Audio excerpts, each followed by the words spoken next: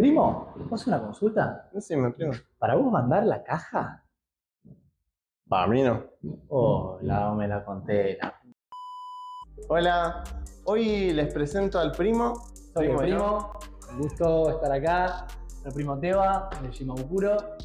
Bueno, hoy estamos con esta Toyota Supra. Es la Celica Supra MK1, la primera versión, cuando todavía no estaba separado de Celica. Año 1981, vale aclararlo. 6 cilindros, inyección electrónica, caja automática, venía muy equipada para la época, tenía cosas que no tenía casi ningún auto, muy de alta gama para ese momento, como que tenga desde frenos a disco atrás hasta que tiene control de velocidad crucero, levantavidrios, climatizador automático. Ecualizador, primo, no te olvides. El ecualizador también. Montones de diferencias.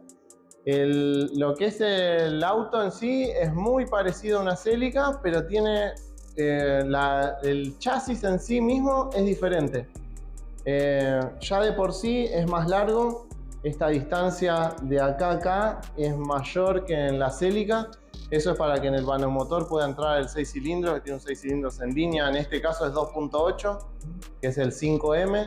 También había otro de 2.6, pero que el motor era el mismo. Lo único que cambiaba era el diámetro de los cilindros, que es el 4M. Y en los dos casos es 4ME o 5ME, la E de electrónico porque era en inyección. Tiene una inyección multipunto que controla solamente lo que es inyección de combustible.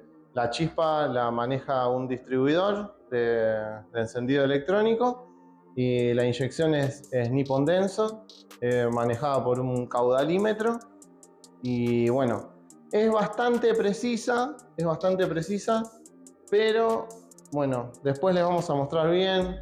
En principio había quedado bastante bien, no perfecta, pero había quedado bastante bien. Pero bueno, se fue complicando, hay un inyector que está mal. Los inyectores son inyectores de baja impedancia, no son inyectores comunes que los puedas poner así nomás. Como la mayoría de los autos que son de alta impedancia, así que tendrías que poner un módulo pick and hold para poder mantenerlo. Entonces más fácil vamos a terminar cambiando lo que es la inyección, poniendo una programable, pero bueno, eso después les contamos. Sí, quiero aclarar una cosa, primo, que medio vos la dijiste pero pasar. Si bien es cierto que el auto, bueno, quizá para el que lo ve en la calle, lo primero que puede pensar es una Celica. No solo cambia el chasis, la realidad es que cambia prácticamente todo, porque no comparte ni caja, en este caso, bueno, es una caja automática, no comparte motor por el 6 cilindros, no comparte chasis, no comparte suspensión. Son creo poco más allá de la línea de diseño los detalles realmente que son de hecho la caja automática de esta es la misma caja automática que venía en el Crown y no es la misma caja automática que tenían los Cressida, o incluso las pocas Celicas automáticas que habían no son las mismas. Era la americana, ¿no, primo? La 2.4. Claro. Pero y no. bueno, el capó es totalmente diferente. Acá tenemos también las llantas, sí, en las llantas son exactamente las mismas que las de la Celica. Aclaramos un detalle, que la Celica GT2000, la ST tiene un rodado más chico. La ST es de 13, esta tiene las llantas de 14. Pero bueno, el diseño en sí es exactamente el mismo. Sí, el capó es más largo y tiene otra forma, no es el mismo. Bueno, obviamente como la trompa va a ser más larga, los guardabarros son más largos. Y no son iguales, aunque en esta parte de acá pareciera, si lo ves por fuera, pareciera que son exactamente iguales a lo de la Celica. En realidad no lo son, no podrías agarrar dos guardabarros de Celica, alargarlos y hacer uno como este, que en un momento lo pensamos porque ahora pueden ver en las fotos cómo era el estado previo del auto. No está como lo están viendo ahora, evidentemente. No, estaba detonado por todos lados. O sea, lo único que no le hacía ruido era la bocina y el estéreo. No tenía absolutamente nada sano porque hicimos desde la chapa, pintura, mecánica, el motor completo, reparamos la caja, todo. O sea, no, se tocó absolutamente todo. En un momento pensamos en cortar 2 guardabarros. De hecho, tengo 4 guardabarros de Celica, que eran porque los iba a cortar para alargarlos, porque el faro este no lo conseguíamos, lo terminamos consiguiendo, lo compramos en eBay. Tenemos que traer de afuera con todo lo que eso conlleva, que no es fácil. Bueno, uno lo compramos, el otro vino en la otra Supra, terminamos comprando otra Supra donante. Contale cómo fue. Bueno, eso fue, en realidad nos faltaban piezas puntuales, ahora igualmente vamos a contar la historia de cómo llega esta unidad acá a la Argentina, pero sí, efectivamente, ustedes estarán viendo las fotos de lo que era el estado previo y llegar hasta este punto era, digamos, cabe aclarar, primo, estamos hablando del auto está 100% original, o sea, así como lo están viendo estéticamente es como vino en el 81, no tiene nada distinto. Para llegar a ese punto sí o sí teníamos que conseguir una donante que nos permita conseguir esas piecitas que de repente con los años se habían deteriorado o realmente son inconseguibles incluso en Japón. Recordemos que es un auto que se fabricó en muy poco tiempo. En sí la Supra MK1 va del 79 al 81, pero esta encima es un restyling del 81 que tiene un par de diferencias, entre ellas lo que comentaba el primo del motor 5ME. Estamos hablando de una producción de un par de meses, o sea que es un auto muy raro.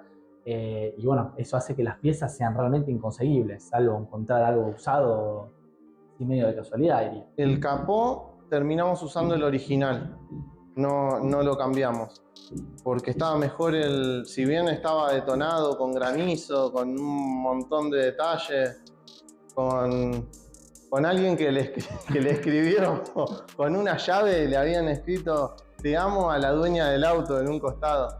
Contexto, a mi tía se lo escribieron. Bueno, a pesar de esas cosas, el original estaba mejor. Bueno, los faros, el portafaros de atrás, tenemos otro juego que está sano, porque la verdad es que los portafaros también, vos lo ves de frente, parece una Celica con otra parrilla, pero en realidad no tiene nada igual. O sea, el chasis es diferente donde encajan los portafaros, los faros sí son iguales, pero después todo lo que es el cromado, la base cromado que va abajo, que se une con la parrilla, son 2 piezas diferentes, pero se une con la parrilla y se une, hace juego con lo que es el faro de posición. Todo eso es de Supra, al igual que la parrilla, al igual que el logo inconseguible, que tampoco lo tenía. Quiero aclarar una cosa, pero perdón. Otra cosa también que a simple vista uno lo ve y dice es igual a Celica, pero no, el paragolpe no es el mismo. Y de hecho eso nos costó porque tuvimos que restaurarlo y realmente estaba en muy malas condiciones, pero estábamos seguros, incluso nosotros que tenemos conocimiento, que era el mismo paragolpe que la Celica GT2000, pero no, son distintos el enganche, distinto el tamaño. De hecho, me mandé una yo que la embarré hasta el fondo porque arruiné un perfecto paragolpe de Celica que estaba 9.90 reales. O sea, el paragolpe no tenía ni el más mínimo raspón. Era de un auto mío que lo terminé desguazando, pero el paragolpe estaba 100% perfecto. Lo pinté con los 2 colores, había quedado totalmente perfecto. De hecho, lo perdí de vista el paragolpe, no sé dónde está. Yo tampoco. Bueno, y ese paragolpe quedó arruinado porque lo pinté sobre la goma, como viene que viene pintado, y no corresponde no solo el paragolpe, sino que la base, el alma que va abajo del paragolpe, que es totalmente diferente a la de Celica porque no encajan los mismos agujeros. O sea, lo ves por fuera y te parece que es igual, pero no, es totalmente diferente. Igual que el paragolpe, que es un poquito más largo en lo que es esta medida de acá. Este entra hasta abajo del faro. Si pusieras uno de Celica quedaría corto acá. Y después también quedaría corto en lo que es hasta abajo del faro de posición, porque se ve que el giro de la Celica es más corto y por eso en este tuvieron que modificarlos levemente. Sí dice Celica en el fondo como el otro, pero bueno, eso es todo lo que es referente al frente. Después el frentín donde va el paragol, donde va lo que es el radiador y eso, El radiador también es diferente del de Celica, es más ancho. Las tomas de aire también, las de abajo. Sí, la parte baja del paragolpe, lo que es de chapa, el frente de chapa que tiene por debajo del paragolpe también es diferente. Lo único que sí son iguales son los faros de giro que lleva abajo del paragolpe, esos sí son iguales. Yo les cuento la parte de la historia del auto desde que aparezco yo. No sé cómo alguien le recomendó al padre de él que quería vender el auto, le recomendó que había alguien que seguro que si lo llamaba se lo compraba, y ese que seguro lo compraba era yo. Le pasaron mi número y yo no estoy 100% seguro quién se lo pasó, pero me parece que se lo pasó un chico de Tucumán con el que me hablaba de autos japoneses en esos años, que vendría a ser más o menos por el 2000, 2011, 2010, 2011, que hablaba con ese chico, y en el 2011 la terminó comprando. El auto yo lo conocía porque estaba cerca de donde vivían mis papás, y un día lo vi estacionado, pasé otras veces más y veía el auto que estaba ahí parado, lo conocía. Cuando me llaman para ofrecerme el auto, yo le pregunté, ¿es este que está así, de dos colores? Sí, era ese. Y bueno, lo fui a ver con un amigo, y bueno, yo le digo a mi amigo Lucas, digo, yo llevo una batería, si arranca me lo compro, ya fue. El auto estaba detonado, pero digo, bueno, en ese momento me estaba subiendo a esa de comprar un auto atrás del otro, que es lo más barato cuando armás estas cosas, es comprarte el auto, o sea, el problema es todo lo demás. Y bueno, me llama, lo voy a ver, lo pongo la batería, pum, arranca el toque. Tipo, en el primer intento le doy, quedan 6 cilindros, lo acelero, listo, le saco la batería, se lo pago y me lo llevo de tiro. El auto lo termino poniendo a nombre de mi mamá, y bueno, intento arreglarlo. Yo en ese momento no hacía lo que era la chapa. Sí intentaba pintar, estaba tratando de aprender a pintar. Sabía algo de mecánica, pero tampoco sabía mucho. Y igual siempre coraje para mandarle a las cosas y para arriesgarme no falta, entonces siempre le mandamos para adelante y ya fue. Entonces, bueno, con esa idea lo llevamos. Se lo llevo a un chapista de Luján que le llevaba algunos autos rotos para que me arregle, y que después o los llevaba a pintar otro lado o los pintaba yo, y trabajaba bastante rápido, así que pensé que este iba a ser un trabajo rápido más. No fue así, no le hizo absolutamente nada, lo tuvo 3 años tirado. Lo único que pasó es que no se quedó sin batería. Vale decir que en esos 3 años empeoró bastante el estado. Después siguió empeorando con los demás años que le siguieran.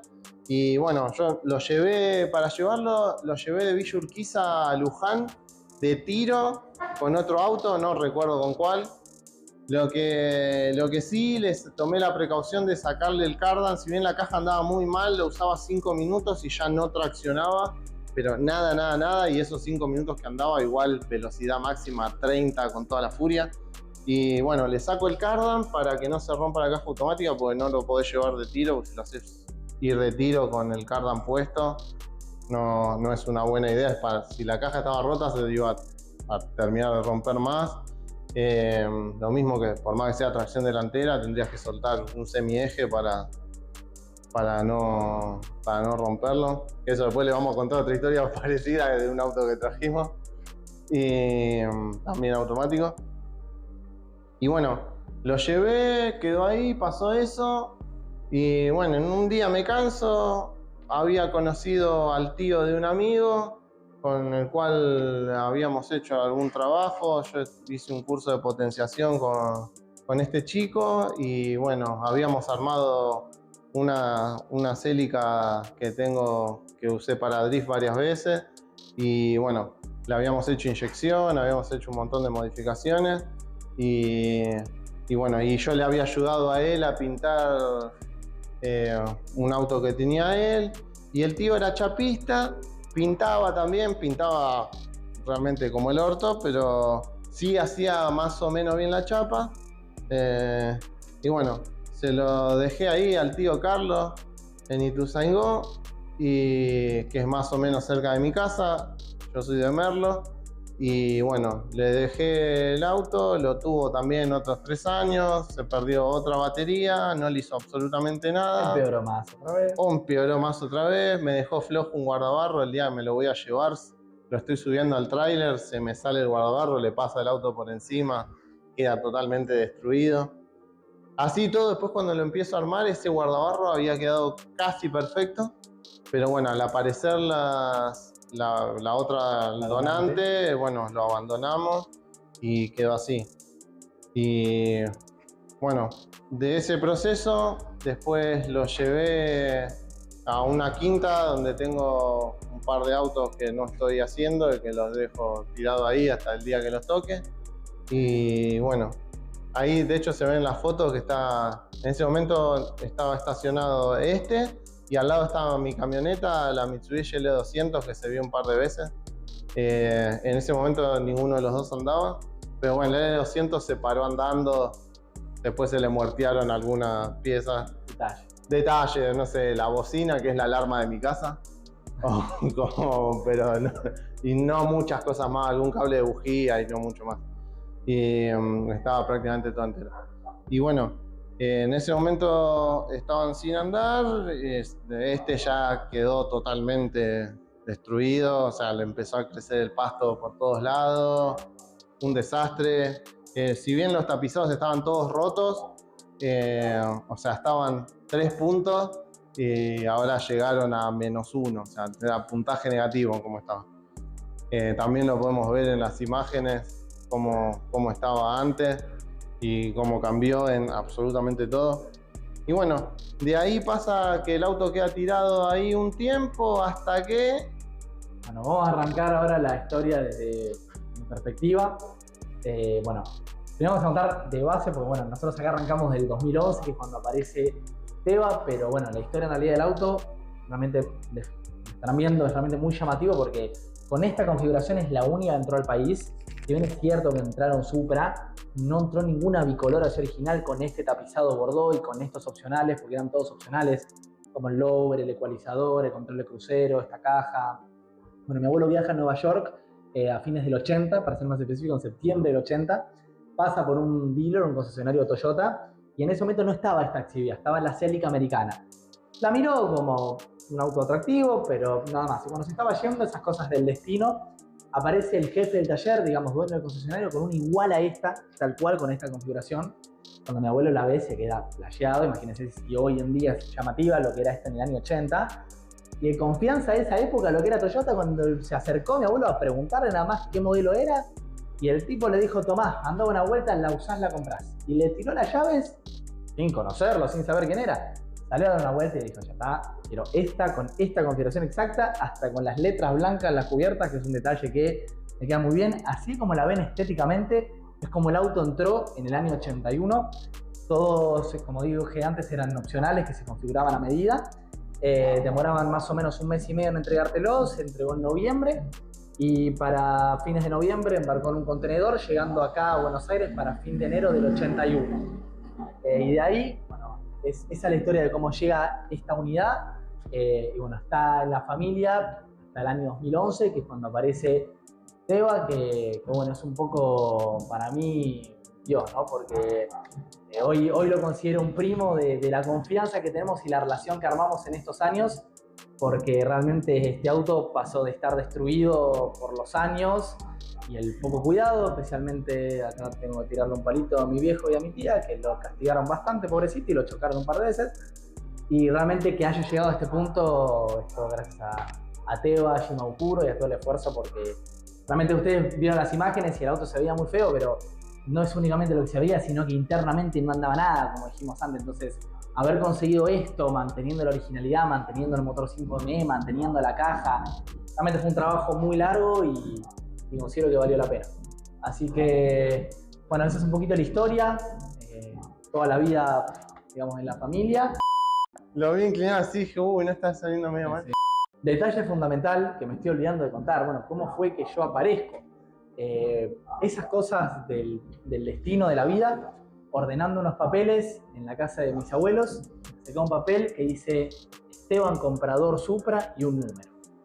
Y dije, bueno, es mi última esperanza. Llamo, obviamente con la posibilidad de que el número ese no lo tenga más. Hoy, bueno, efectivamente era el número de él. Se acordaba un poco de quién era yo, increíblemente, porque yo lo había visto una vez, pero él siempre estuvo presente en mi vida. O sea, era Esteban y era quien la tenía, entonces yo sabía que en un momento iba a ocurrir. Y bueno, era simplemente el hecho de que yo tenía que crecer un poco. Recordame, cuando el auto se vende yo tenía 9 años, era muy chico, entonces era crecer hasta poder ser independiente y lograr recuperar y armar lo que hoy tenemos acá y el canal, obviamente. Y bueno, así fue como lo llamo y me atiende muy buena onda y me dice, sí, sé quién sos. Y bueno, la vine a ver y así comenzó. Primero cuando la veo, bueno, pensé mi cara, no estaba como la última vez que yo la había visto, si bien ya estaba fea, estaba mucho peor por todo esto que pasó con los chapistas. Y bueno, ahí él me ofrece, me dice, ¿qué te parece si armamos nosotros? Si te hago yo, bueno, el trabajo de restauración y venís al taller y de paso ves cómo trabajamos. Y bueno, y así empezamos a poco. Fue un proceso, como digo, bastante largo, de mucho laburo, hasta llegar a este punto. Ayudó un poco que estamos en el año 2025 y yo tengo el mismo mail y el mismo celular desde el año 2000. Sí, eso ayudó mucho. Eso ayudó un montón para que ese número siga siendo el mismo.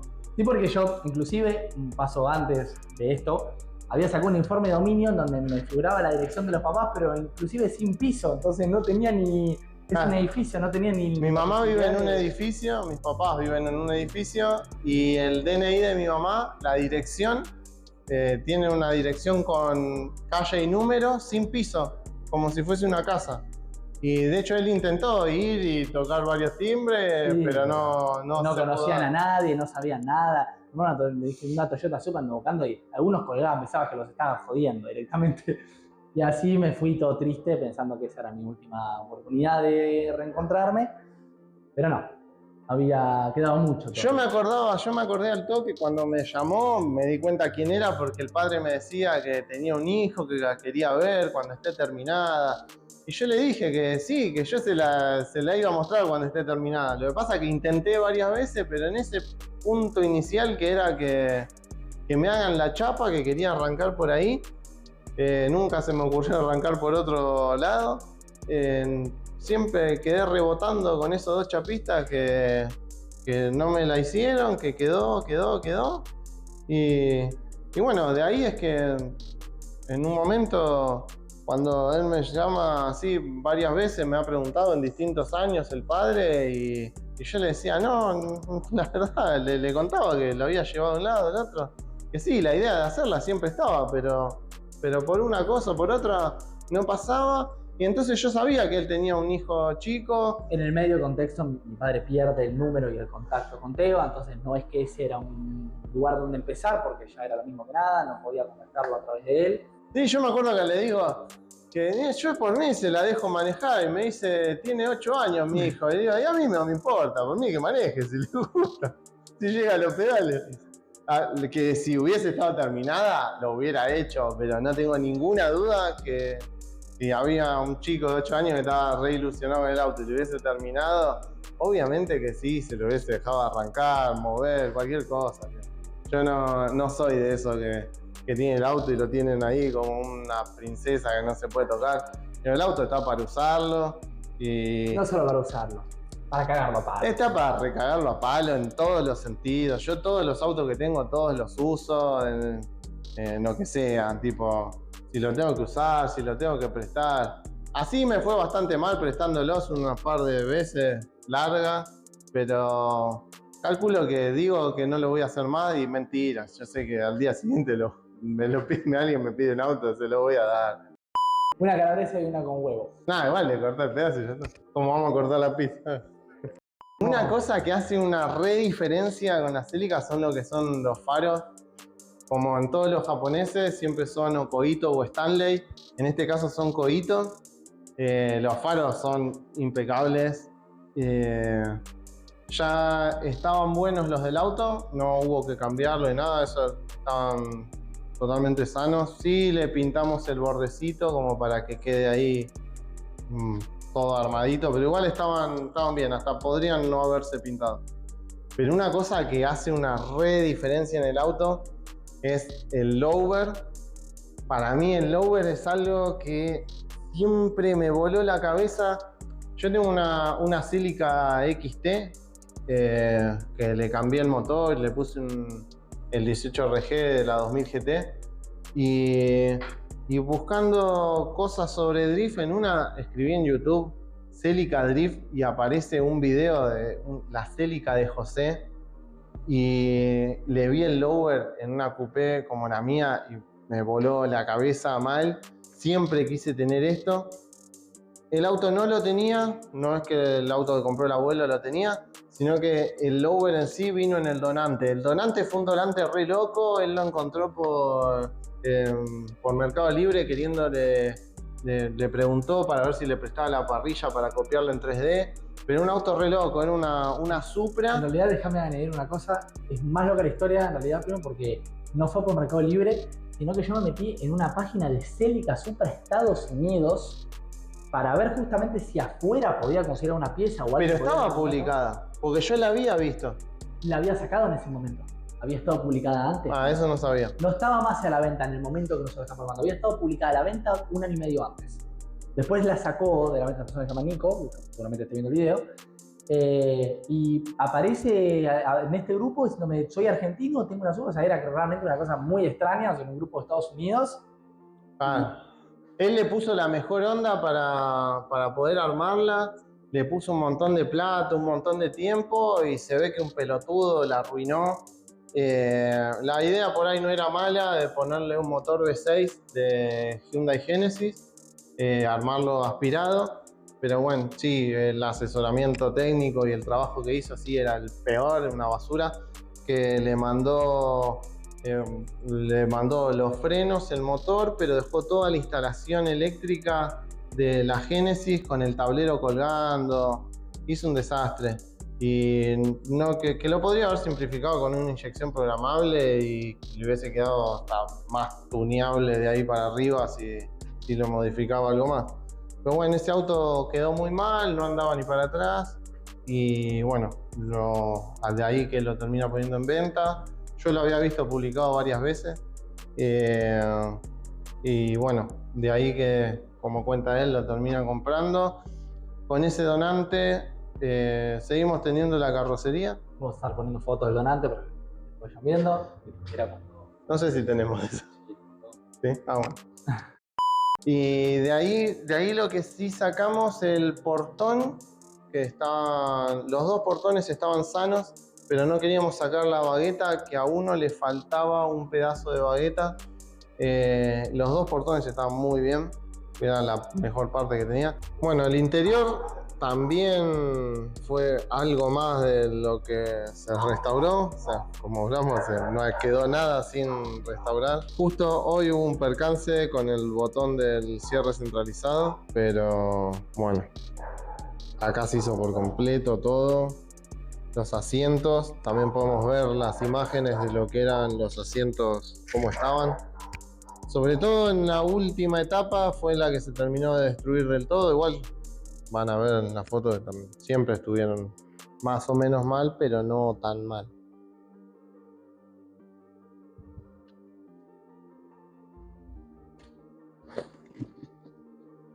Destacar un poquito, agrego lo que es el interior. Ahí podemos observar el ecualizador, que es lo que nombraba antes, un avance para la época. Caja automática de cuarta, control de crucero, con memoria. Control de crucero. Computadora a bordo para aquel entonces, también un adelanto. Es decir, que te indique si tenés o no el cinturón de seguridad o las luces. Y por supuesto todos los relojes de presión de aceite, voltímetro, temperatura, combustible. Todo lo que es el tablero, los relojes sí comparte con la Celica en cuanto a lo que es las fichas y la forma. Lo que es estos dos relojes que tienen 4 marcadores, esos son iguales, al igual que el reloj de la hora. El velocímetro es diferente porque como es americano tiene de fondo la velocidad en millas. También quiero aclarar algo de eso, primo. que bueno, lamentablemente por una ley de restricción de Estados Unidos en aquellas épocas causada por la crisis del petróleo, el marcador marca únicamente hasta 85 millas por hora. Obviamente que el auto da mucho más que eso, son 145 kilómetros por hora. Más allá de eso, o adivinás a la velocidad que vas, o bueno, hoy vas con el GPS que te marca el velocímetro, pero en aquel entonces era más o menos estimarlo porque no podías ver el motivo, encima, opinión bastante ridículo. Supuestamente decían que psicológicamente, si vos veías que el marcador estaba a fondo, no ibas a querer ir más rápido que esa velocidad por más que el auto lo dé. Me parece una ridiculez, pero bueno, una restricción legal de aquel entonces. Algo como los autos japoneses que tienen, que los hechos en Japón, que tienen el velocímetro que marcan 180 kilómetros por hora de máxima. No, son los asientos traseros. Entran dos enanos ahí nada más, ¿no? Las alfombras también, todo se hizo nuevo. No hay nada que se haya escapado a la restauración. El volante particularmente lo hicieron de Coco Steering Wheels, ahí en Villa Pueyrredón. El trabajo está muy bien hecho y algo fundamental en esto, que en la Celica cuando los retapizan así por fuera, les suelen tapizar de acá para afuera y no tapizan esto, con lo cual generan una diferencia de espesor, pero en este no. Nosotros les pedimos específicamente que se lo metan bien por este costado, acá contra lo que es el logo en el medio, el logo de Celica. Prácticamente parece como el original, pero retapizado en cuero. Acá estamos con el motor, como las habíamos nombrado, es un 5ME. Acá se puede apreciar todo lo que es la admisión de la inyección. Todas esas mangueras de vacío son para alimentar distintas cosas que le hacen que funcionan cuando, por ejemplo, cuando acopla el compresor, o también lo que es asistencia de la dirección hidráulica para acelerarlo y compensar. Acá tenemos el caudalímetro que mide la masa de aire que entra al motor y a través de eso la computadora calcula la cantidad de tiempo que abre los inyectores. Como habíamos dicho, es de Nippon Denso. Y esto se hizo por completo, o sea, se cambió prácticamente todo. Muy pocas cosas quedaron sin tocar. Acá es difícil ver lo que es la admisión, apenas se ve esta parte. La admisión es bastante complicada, tiene la rampa de inyectores va por el medio. Para sacar los inyectores hay que abrir la rampa por la mitad y obviamente hay que desarmar montones de mangueras. Algunos de los temas que tuvo es que se le habían roto algunos picos de agua, como por ejemplo, en particular, estos de estas mangueras que vienen acá. Uno de estos se rompió, no me acuerdo cuál, creo que... Y bueno, hubo que roscarle para ponerle pico roscado a manguera. Una bastante mala que la salvamos, pero muy salvada, la del árbol de leva. Tenía una de los apoyos del árbol de leva, estaba partido. Vamos a poner la foto. Y lo soldamos por la mitad, soldamos los dos. Cuando levanto la tapa de válvula me encuentro que estaba partido la bancada del árbol de leva. La soldamos con electrodo de aluminio y se alesó junto con el resto para que quede bien el árbol. Lo que son increíbles, pero increíbles mal. Las guías de válvula tienen cero fuego. Estamos hablando de un motor que tenía la presión de aceite perfecta, pero tenía la junta soplada, tenía roto el apoyo del árbol. Después tenía varias cosas bien, como la cadena de distribución estaba totalmente sana, con las distancias dentro de la tolerancia, estaba todo en órdenes. Acá se ven estos detalles como de la bobina original. Aquello que es en este caso, esto que viene en varias mangueras de vacío es del control de velocidad crucero. Y bueno, en este momento le falta el encauzador, que lo tenemos, no está colocado. Lo único que sí le falta, que no tenemos, una cosita que viene de acá por arriba del encauzador, es lo único que no tenemos. El encauzador es fundamental para lo que es el aire acondicionado, así que cuando lo reparemos lo vamos a tener que colocar. La paleta y el viscoso también parecen de Celica, pero no lo son. Son muy similares, pero no lo son. Así que ahora el problema que tenemos es que está regulando mal, porque uno de los inyectores no queda demasiado fino, otro inyector anda más o menos y los otros andan medianamente bien. Hay tres que andan medianamente bien, pero bueno, ahora les vamos a contar qué es lo que viene realmente. Esto fue algo totalmente inesperado, que fue el tema de lo que fue Autoclásica 2023. Con el auto, no solo, más que recién terminado, faltaban algunos detalles. Ya estaban cerradas las inscripciones y bueno, insistió. Contexto, insistí. Bueno, me hizo un espacio, obviamente, cuando pasé foto del auto. Y me acuerdo que le dije, Primo, hay que terminar de armarlo. Faltan 3 semanas y el auto todavía estaba acá. O sea. No, de hecho, el día que nos piden una foto para ver si el auto podía entrar. Claro, ese día le estábamos colocando las luces delanteras. Estaba todo sin la trompa. Le faltaba toda la trompa. El resto estaba todo armado, pero le faltaba todo lo que era poner el paragolpe, los faros. Y el lower tampoco lo tenía. No le faltaba el lower, que en la foto que les mandamos se lo apoyamos, pero se lo apoyamos para la foto. O sea, estaba sostenido sin tornillo. Y todo salió de que en lo que es el gráfico que mandan de Autoclásica, me acuerdo que tenía fondo rosa.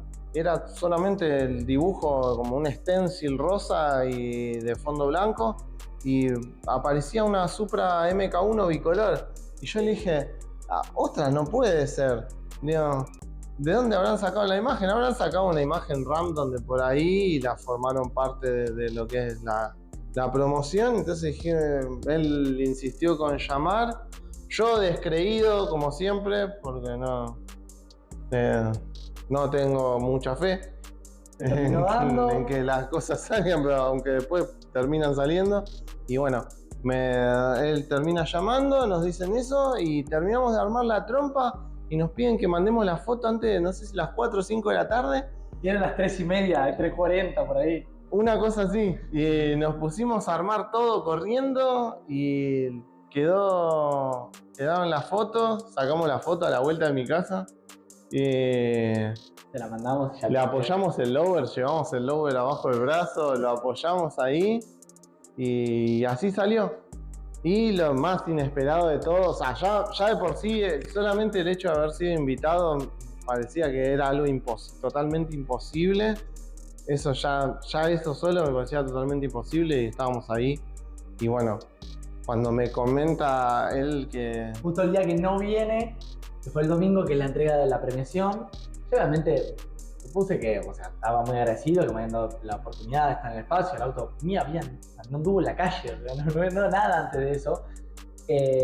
Y increíblemente premiación, vienen a buscar unos pares. Primero vienen a buscar a otro, digamos, que estaba digamos, en la otra punta, con una Datsun. Digo, bueno, ya está. Y me viene a buscar a mí y dice, por favor, hay premios para ustedes que se los quiere dar el mismo Spadafora, que probablemente vea el video, que es el director del Museo del Automóvil. Y él mismo en persona nos entregó el premio, nos hicieron subir al escenario con el auto y yo realmente estaba viviendo un sueño, porque imagínense que todo el esfuerzo de la restauración ni siquiera lo habíamos usado en la calle y ya estábamos ganando un premio de Autoclasia que, recordemos, y esto es real, lo pueden buscar en cualquier lugar, está entre los 7 eventos más importantes del mundo y no de autos. Estamos hablando de eventos internacionales. Autoclásica en Argentina es uno de ellos, o sea que estamos hablando de un evento internacional, haber ganado un premio con más de 1500 autos únicos expuestos. Era más que inesperado, o sea, ya la participación era una locura, o sea, haber recibido un premio era algo extremo. Como repetimos varias veces, ¿de dónde venía el auto? O sea, el auto estaba en el fondo del mar, era de la Sirenita el auto. El auto, antes de que Teba lo rescate, literalmente tenía el cartel de que será removido a la vía pública. Lo iban a llevar como chatarra. Lo salvamos porque estaba tirado a la vuelta de casa de mis abuelos, pero estaba ahí tirado. Y yo justo pasé con mi viejo, me acuerdo, y vi el cartel y urgente llamé a mi abuelo que hay que moverle. Bueno, sacaban el cartel y era bueno, pero si no, yo creo que era cuestión de días que es un auto que literalmente lo iba a compactar la municipalidad, a ganar una exposición entre los 7 eventos más importantes del mundo. O sea, un cambio un poco grande, me parece. Un poquito gracias a Mario Shimabukuro. Yo diría que todo gracias a Mario Shimabukuro. Bueno, ahora para despedirnos les vamos a contar qué es lo que viene, aunque un poco ya se lo spoileamos antes en distintas partes del video. Más allá de repararle las pequeñas cosas que le faltan, como el aire acondicionado, ponerle el encausador del aire, que eso no es nada, es poner 4 tornillos y ya está, porque lo tenemos, no está ni sucio. No es solo eso, sino lo que se viene va a salir un poco de lo estándar. Lo que nos gusta a nosotros es darle un poco más de fuerza, que se vuelva un poco más divertido. Contexto, yo creo que es un motor muy potencial y sobre todo por el torque que tiene. O sea, justamente es el motivo por el cual se destaca el 6 cilindros. Si bien, si uno analiza números de potencia, no está muy lejos, de hecho está casi igual que una Celica GT2000 de repente con motor 4 cilindros, pero el torque que ofrece 6 cilindros es lo que lo hace más atractivo para lo que, ahora va a contarte Eva qué vamos a hacer. Lo próximo que se viene es colocarle una inyección programable para que quede perfectamente a punto, pero lo vamos a empalmar todo junto con hacerlo turbo. Vamos a mantener la caja automática porque a nosotros nos gusta la caja automática. Él está acostumbrado a andar con autos caja automática. Yo un poco sí, un poco no. Y bueno, también para salir un poco de lo común en lo que es este auto. Pero manteniendo la originalidad estética y en el interior lo mismo, ya que al no tocar la caja, tendríamos la selectora que la estuvieron viendo que me parece muy atractiva. No es que va a tener un aspecto racing, que le vamos a poner un alerón. No, el auto va a mantener su mismo aspecto original. Sí, va a ser un poco más bajo, pero tampoco va a estar tirado al piso. Un poco más bajo, modificando la suspensión, lo que es los agarres del eje trasero, para poder regular adelante la comba, darle una puesta a punto más exacta a lo que es la suspensión. Va a ser más rígido, tiene un andar que flota mucho ahora, entonces doblar fuerte no es lo ideal con este auto. Entonces la idea es que el auto, como dijimos antes, el auto es para cagarlo a palo, o sea, no este en particular, sino para mí todos. O sea, para tener un auto ahí que no se usa y que sea un Garage Queen no tiene mucho sentido. Él no lo apoya para nada eso, yo tampoco. Y bueno, así que en concordancia con eso se irá turbo. La inyección ya la tiene, pero no nos sirve prácticamente nada, o sea, porque la inyección esta funciona en base de caudalímetro que no va a usar. Recordemos que en la época era una inyección avanzada, pero estamos hablando del año 80, estamos en el 2025, los tiempos cambiaron. Claro, necesitamos una puesta a punto más exacta para lo que va a ser el motor turbo y eso es lo que vamos a encarar en los próximos, no te digo en los próximos días porque estamos armando otros autos. Algunos se ven acá de fondo y ya los compartimos en los videos, tanto como el Torino, que también se restauró entero, también le estamos colocando el aire acondicionado, lo hicimos inyección, se potenció, más o menos el mismo trabajo que este, solo que este ahora le damos una vuelta de rosca más. Y bueno, cómo se terminan relacionando todas las cosas, que el Subaru Legacy que estamos armando turbo también, que lo estamos pintando entero. Algo se ve un poquito de fondo. Ese auto es del mejor amigo del chico que le compramos la Supra Donante. Bueno, después también vamos a estar viendo los videos sobre el auto de Diego, de Subaru, que le cambiamos el motor. Estamos haciendo turbo, también estamos haciendo inyección, porque ya era turbo pero carburador. Y bueno, así que siguiendo en esa línea, eso es los que nos toca en los siguientes pasos con esta. Así que nos despedimos acá con el primo y nos vemos en el resto de los proyectos acompañando el armado y agregaría algo más, primo, que bueno, este es el primer video de una playlist que vamos a armar, que va a ser justamente la playlist de la Supra Turbo, que se vienen videos de locos porque vamos a desarmar el motor en parte porque tienen que resolver una pequeña pérdida de aceite. Lógico, puede pasar con el tiempo. Y bueno, entonces ya el hecho de abrir el motor, vamos a estar grabando un poco más internamente y todo el proceso de hacer la turbo y todo lo que se conlleva junto con la inyección. Así que bueno, nos despedimos y nos vemos en la próxima acá con el taller de Mario Shimabukuro. Nos vemos.